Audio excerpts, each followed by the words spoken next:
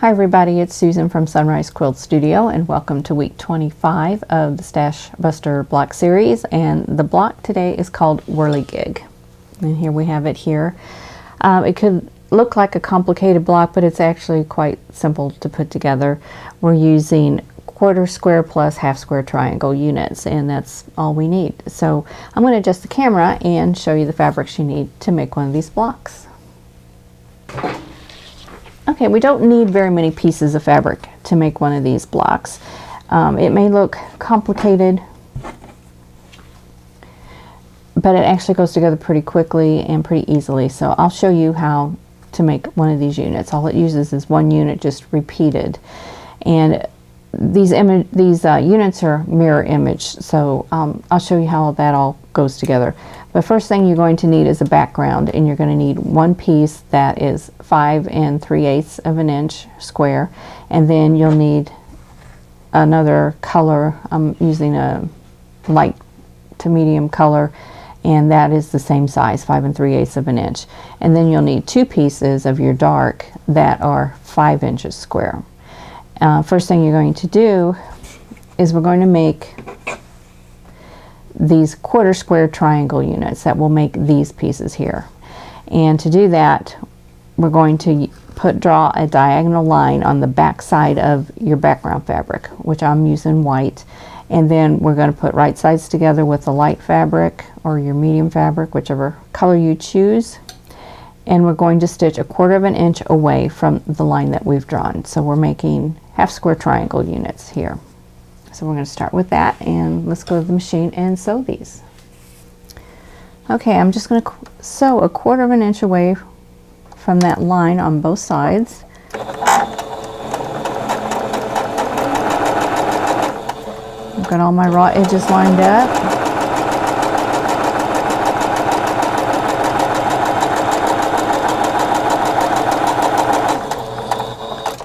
And just flip it around and sew the other side.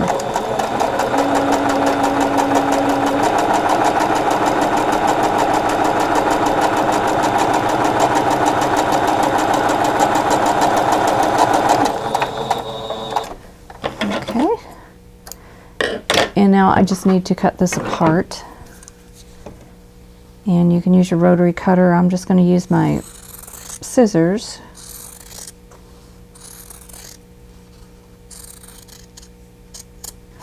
Okay, now I need to press these open, and we're going to press towards the darker fabric. So I'm just going to press it the way it was sewn, and then press it open. Now that is a bias seam, so you don't want to stretch it, so you just have to be careful with that. And you can use steam if you want.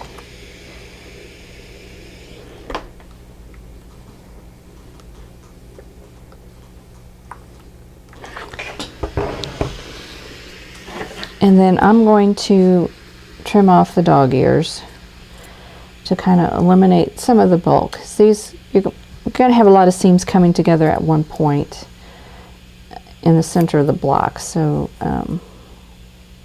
you want to eliminate as much bulk as you can. Okay, next thing you're going to do is to take one of your 5-inch dark fabrics, and you're going to draw a line on the back of on the wrong side of both of them. Draw a diagonal line just like you did on the white fabric. And now you want to line it up to one of these blocks, and what you want to do is to line it so that this line that you drew goes perpendicular to your seam. So you want it like this. So I've got right sides together, my seam is going horizontal, my drawn line is going vertical. Now I want to sew 1/4 inch away from both sides of that drawn line there. So we're going to go back to the sewing machine.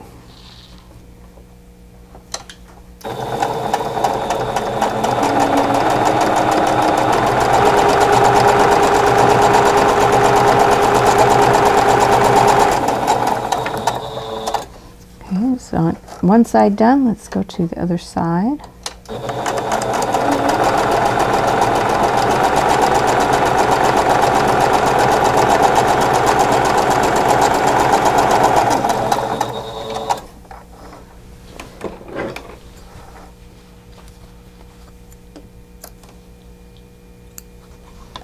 and I want to do the other piece, so I'm going to do the same thing. Make sure my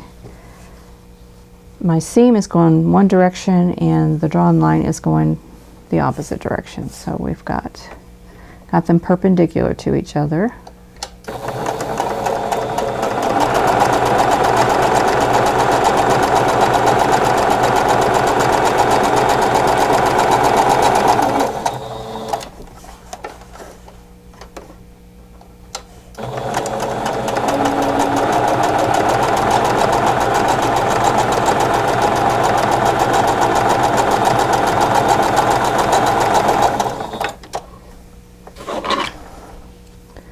Okay, now we need to cut these apart. So I'm going to use my scissors again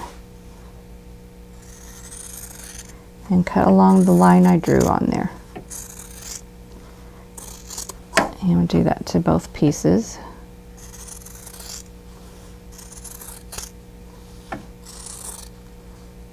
Okay, so then when we open this up, we'll have this quarter square plus half square triangle unit.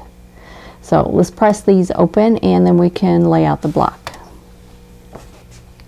Okay, I want to press towards the dark fabric, so I'm going to lay that right sides up and then roll it over. So dark fabric up and press.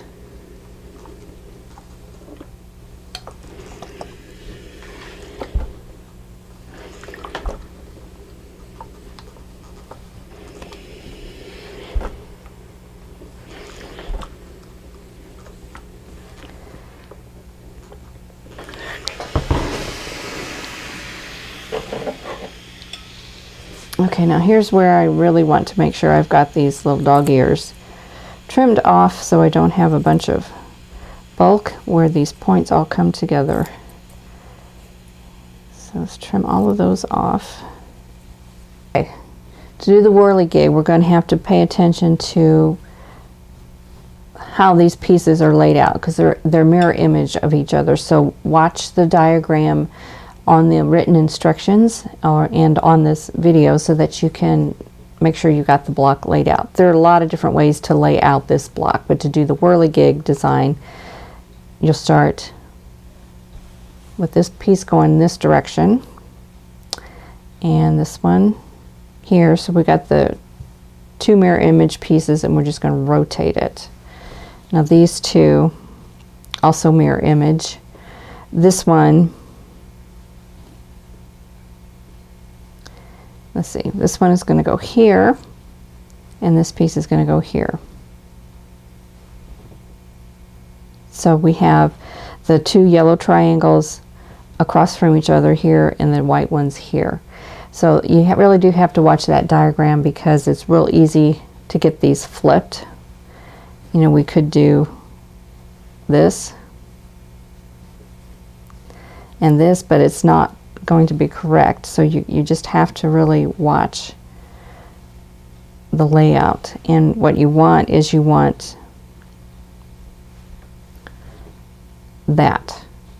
So you have your yellow on these two corners and the white on these two in the center. So watch your diagram. I can't tell you an easy way to do this. You just have to watch that diagram. So now when you piece them together, you also have to watch that to make sure you don't get them turned. So we're going to lay these together like this, and we're going to sew here and here. And where these seams meet here, butt these seams up against each other, and that'll give you a really nice point here in the center. So I'm going to take this to the machine and sew it. Okay, we've got those two pieces in order, and let's sew the 1/4 inch seam.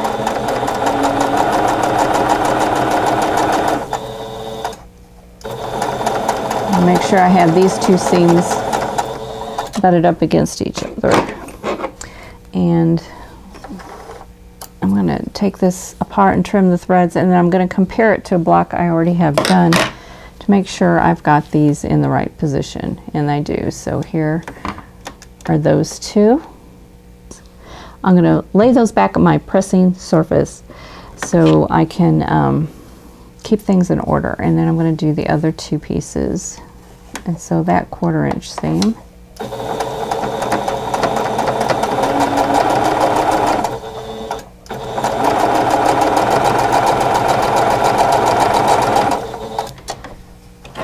And then I want to check the layout of these two, make sure I have these correct. And that looks correct.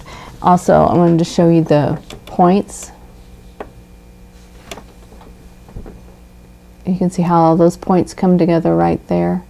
That's what you want. You want all of them together. You don't want them, you know, one up and one down. You want all of those points coming together. That's why butting these two seams, this seam here and this one here, when you sew those two units together, that helps give you those points all coming together. So I'm going to take this to the pressing surface and press these seams. Okay, double check again when you get to this point before you sew these two together and before you press them. Look at your diagram and make sure you've got the layout correct. And double checking this, because when I first laid this out, I went like this. And it's like, okay, that's not right. So what is wrong with this? I just needed to turn it. So you just have to really watch those.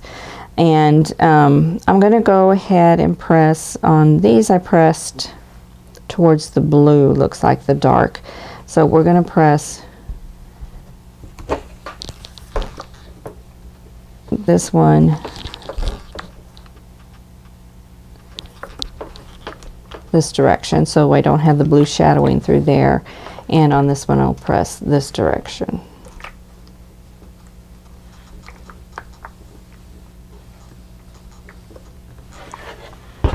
Okay, and I'm double checking again. I got my yellow across from yellow, white across from white, and now we're going to sew these two together, and we've got points to match. We've got these points here and these points here. So what I'm going to do, I'm going to flip them together. I'm going to come back here and I'm going to go through this point here so that my pin is coming through right at the center of those 3 points. Or I don't know how many points. How many points is that? 2 points on each side, I guess. And then go through the right side on that one. And I'm going to make sure those seams are butted up to each other and that my pin is perpendicular. And then pin them together so they don't shift. Then I'm going to sew this seam.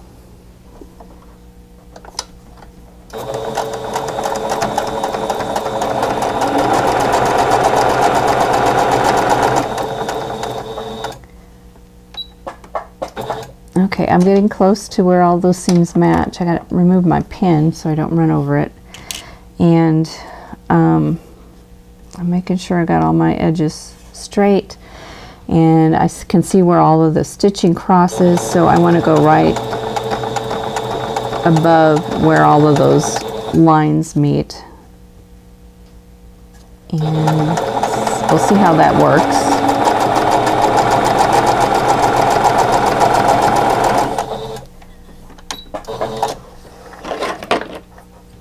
Okay.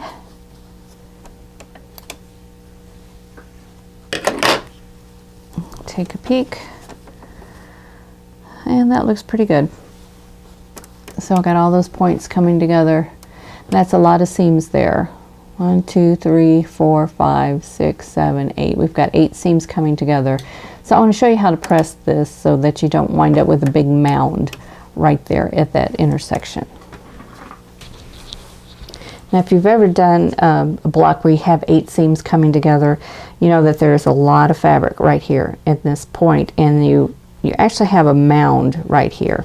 And to spread out all of that fullness, you can press your seams open instead of to one side, and that will spread the fullness between the 2 sides. So you have to press from the back to do this, from the wrong side. And this is a good place to use steam if you've got it available for on your iron.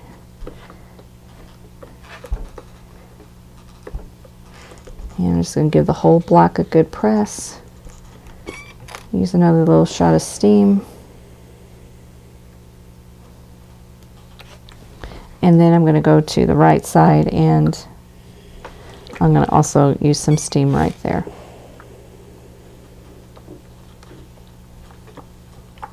There we go. So here we go. See all those points coming together? They look pretty good. And so there we go. Here's our Whirligig block.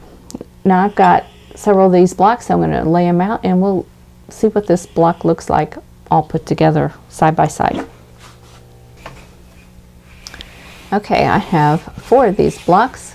I actually made 5 of them. I made one with purple and yellow and decided I liked the blue and yellow better, so I have an extra block here. This block here I made out of a different shade of blue and decided I like the darker blue better. So one thing about quilt blocks, you can always try color combinations and find what you like. So here we have, let's see, let's get them all facing the same direction. And here they are side by side. And it looks pretty busy. It looks kind of like faceted jewels to me. I kind of like the look. But, you know, you see the same block forming here in the center. So if we turn alternate blocks, let's see, this one needs to go this way. Then we have all yellows coming together at this point. And then let's turn it so that we have all whites coming together.